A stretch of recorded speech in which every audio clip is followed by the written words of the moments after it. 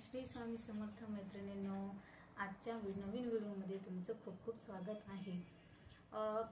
बाळाला मोर्शी झाली आहे का? बाळासारखं शी करत आहे का? बाळाच्या शी मध्ये तुम्हाला फेस दिसून येतोय का? किंवा बाळाला सारखं सर्दी खोकला होत आहे का? बाळ सारखं आजारी पडत आहे का? याच विषयी आज आपण घरगुती काय काळजी घेऊ शकतो याच विषयी आज आपण जाणून घेणार आहोत। पण व्हिडिओ अजिबात स्किप करता बघू नका, पूर्णपणे शेवटपर्यंत हा व्हिडिओ बघा। तुम्हाला हा व्हिडिओ खूप हेल्पफुल ठरेल। आणि हो, जर का तुम्ही या चॅनलवरती पहिल्यांदा व्हिजिट केली असेल तर माझी रिक्वेस्ट आहे तुम्हाला की आपल्या चॅनलला नक्की सबस्क्राइब करा। त्या बाजूलाच बेल आयकॉन आहे, त्यावर क्लिक करून ऑल वर क्लिक करा, जेणेकरून अशाच नवीन व्हिडिओचे नोटिफिकेशन तुम्हापर्यंत सर्वात अगोदर येऊन जाईल। आणि हा व्हिडिओ आवडला तर लाईक करायला पण अजिबात विसरायचं नाही बरं का। आणि तुम्हाला या व्हिडिओमध्ये जर काही महत्त्वपूर्ण माहिती वाटली असेल तर प्लीज तुमची प्रतिक्रिया नक्कीच कमेंट बॉक्समध्ये कळवायला सुद्धा विसरू नका। चला तर मग आपण पुढे व्हिडिओला सुरुवात करूया।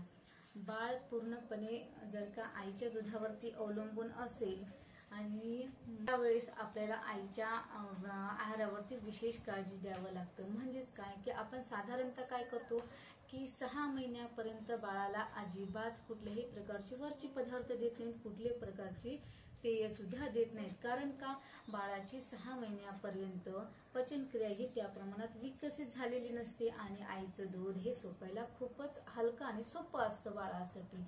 आणि यातूनच बाळाला काय, आईच्या दुधातून बाळाला अँटीबॉडीज मिळत असतात, बाळाची रोगप्रतिकारक शक्ती मिळण्यास मदत होते।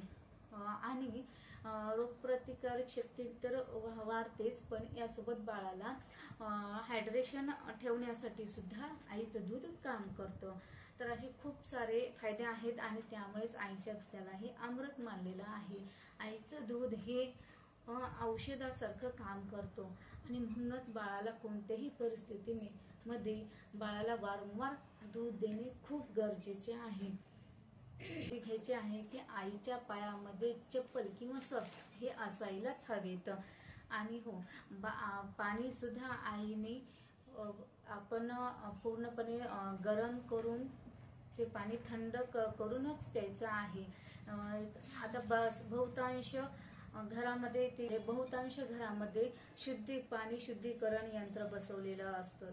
मग त्यामुळे काय होतं, आपण तेच पाणी पितो, पण ते टाकीतून वरतून येत असतं। कधी कधी ती टाकीमध्ये पूर्णपणे स्वच्छ झालेली नसते टाकी, त्यामुळे पण काय होतं की बाळाला संक्रमण होण्याची किंवा सर्दी खोकला होण्याची जास्त प्रमाणात शक्यता असते।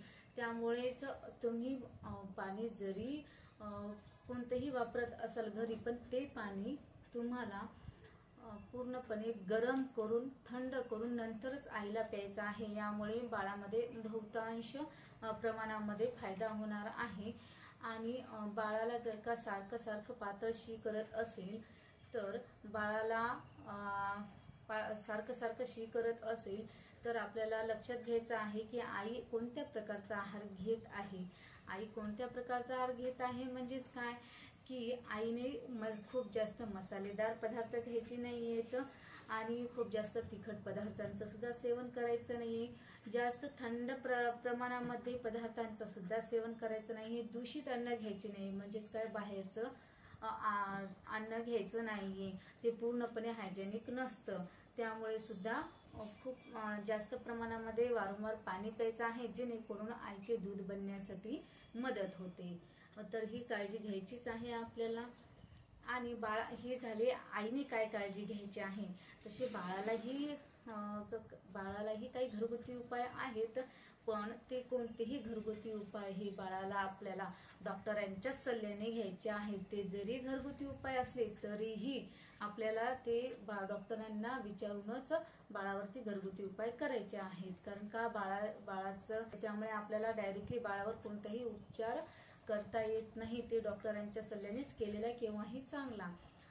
तर आपण जर का बाळ खूप जास्त प्रमाणात पातळ शी करत असेल तर बाळाला डिहायड्रेशन होण्याची सुद्धा शक्यता संभवते। त्यामुळे जर का बाळाने संभावते। त्यामुळे डॉक्टरांनी जर का ORS देण्याचा सल्ला दिला असेल तर ते डॉक्टरांना विचारून त्यांच्याच सल्ल्यानुसार तुम्ही बाळाला ORS द्या।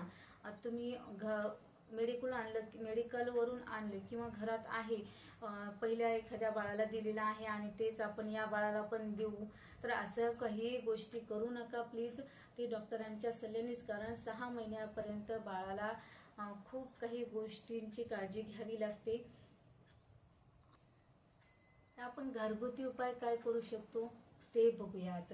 पण मी सुरुवातीला सांगितल्याप्रमाणे तुम्हाला कोणतेही घरगुती उपाय हे डॉक्टरांच्या सल्ल्यानेच करायचे आहेत। सर्वप्रथम आपण बघणार आहोत हिंगाचा उपयोग। हिंगाचे पाणी ते कसे यूज करायचे, तर हिंग घ्यायचे आणि ते कोमट पाण्यामध्ये मिक्स करून ते आपल्याला पूर्णपणे बाळाच्या नाभीच्या भोवताली लावायचे आहे आणि त्याच्या पोटावर हळुवारपणे मसाज करा।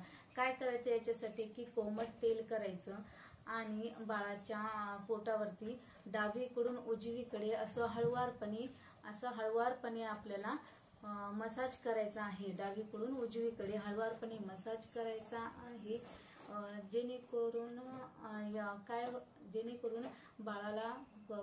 बाळाच्या पोटातील गॅस, मळमळ आणि पोटदुखी यावर बाळाला आराम मिळेल।